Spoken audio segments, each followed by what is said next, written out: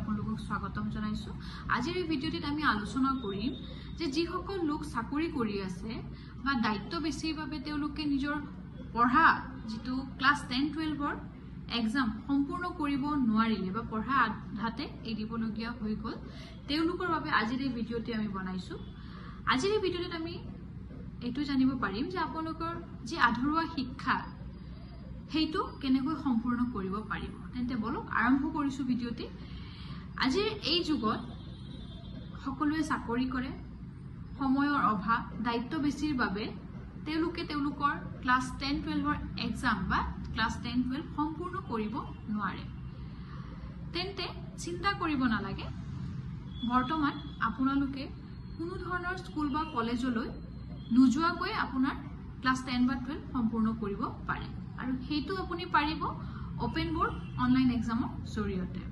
যদি আপুনি ভাবিছে যে আপোনাৰ আধৰুৱা শিক্ষা কেনেকৈ সম্পূৰ্ণ কৰিব পাৰিব, তো ওপেন বোৰ্ড হৈছে আপোনাৰ বাবে এক দ্বিতীয় সুযোগ, য'ত আপোনাৰ কোনো ধৰাবন্ধা নিয়ম নীতি নাথাকে, কোনো ধৰণৰ স্কুল বা কলেজলৈ যোৱাৰ প্ৰয়োজন নাই, সময় আপোনালোকৰ ৰাহি হ'ব বা অনলাইন মাধ্যমৰ জৰিয়তে বা কম্পিউটাৰ বেসড এক্সাম হ'ব।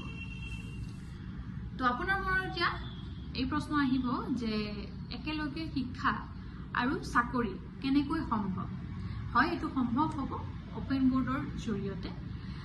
একে সময়তে আপুনি চাকৰি আৰু নিজৰ আধৰুৱা শিক্ষা একেলগে সম্পূৰ্ণ কৰিব পাৰিব। যেহেতু ওপেন বোৰ্ডৰ এক্সাম অনলাইন মাধ্যমৰ জৰিয়তে হয়, তেন্তে ইয়াত আপুনি কোনো ধৰণৰ স্কুল বা কলেজত যোৱাৰ প্ৰয়োজন নাই। মোবাইল বা ল্যাপটপৰ দ্বাৰা আপোনালোকৰ ক্লাছসমূহ সম্পূৰ্ণ কৰা হ'ব, লগতে নিজৰ সুবিধা অনুসৰি এক্সাম দিব আপুনি পাৰিব। লগতে ওপেন বোৰ্ডত যেহেতু অনলাইন মাধ্যমৰ জৰিয়তে সকলোখিনি কাম হয়, মানে অনলাইন এডমিশন হয়, অনলাইন ভাবে প্ৰিপাৰেচন কৰিব পাৰিব বা অনলাইন এক্সাম হয় আৰু ইয়াৰ সাৰ্টিফিকেট গভ ৰেকগনাইজৰ লগতে আপোনাৰ হায়াৰ এডুকেশ্যনত ভ্যালিড আৰু জব প্ৰমোশন আৰু কেৰিয়াৰ গ্ৰোথত আপোনাৰ বাবে উপকাৰী হ'ব। এতিয়া প্ৰশ্নটো আহিছে যে কাৰ বাবে এই ওপেন বোৰ্ডৰ এক্সাম বেস্ট হয়।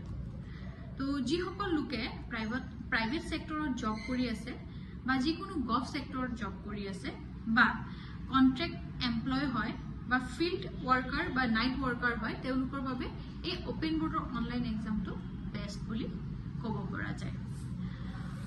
লগতে সময় নাই বুলি পঢ়া শুনা এৰি দিব নালাগে, কাৰণটো হৈছে যেহেতু ওপেন বোৰ্ডৰ জৰিয়তে আপুনি আপোনাৰ আধৰুৱা শিক্ষা সম্পূৰ্ণ কৰিব পাৰিব, কোনো ধৰণৰ ধৰাবন্ধা নিয়ম নাই, যি সময়ত যিকোনো ঠাইত আপুনি এই এক্সাম দিব পাৰিব। আৰু ওপেন বোৰ্ড এখন চুজ কৰাৰ আগত বা সিলেক্ট কৰাৰ আগত আপোনালোকে এইটো চাই ল'ব যে ওপেন বোৰ্ডখন গভ ৰেকগনাইজ হয়নে বা তাৰে পৰা পোৱা সাৰ্টিফিকেট আপোনালোকৰ জব প্ৰমোশনত কামত আহিব বা হায়াৰ এডুকেশ্যন যদি আপোনালোকে কৰিম বুলি ভাবি আছে তাতে ভ্যালিড হ'বনে নাই সেইটো আপুনি চাই ল'ব। চাকৰি কৰি থকা মানে পঢ়া শুনা শেষ নহয়। ক্লাছ 10 বা 12ৰ যি এক্সাম অনলাইনৰ জৰিয়তে দিব, সেইটো হৈছে আপোনাৰ কেৰিয়াৰ আপগ্ৰেডৰ মূল চাবিকাঠি। আপুনি যিকোনো বয়সৰে হোক আপুনি ওপেন বোৰ্ডত অনলাইন মাধ্যমৰ জৰিয়তে আপোনাৰ আধৰুৱা শিক্ষা সম্পূৰ্ণ কৰিব পাৰিব। আজিৰ এই ভিডিঅ'টিত আমি আলোচনা কৰিছো যে চাকৰি কৰি থকা লোকসকলেও যে ওপেন বোৰ্ডত অনলাইন মাধ্যমৰ জৰিয়তে এক্সাম দিব পাৰি, সেই কথাটো আমি আপোনালোকক জনালো। যদি আপোনালোকৰ এই ভিডিঅ'টি চাই কিছু প্ৰশ্ন থাকে তেন্তে কমেন্ট কৰি আমাক জনাব, আমি নিশ্চয় তাৰে উত্তৰ দিম। আৰু যদি ভিডিঅ'টি ভাল লাগিছে তেন্তে লাইক, শ্বেয়াৰ আৰু সাবস্ক্ৰাইব কৰি ৰাখিব। Thank U.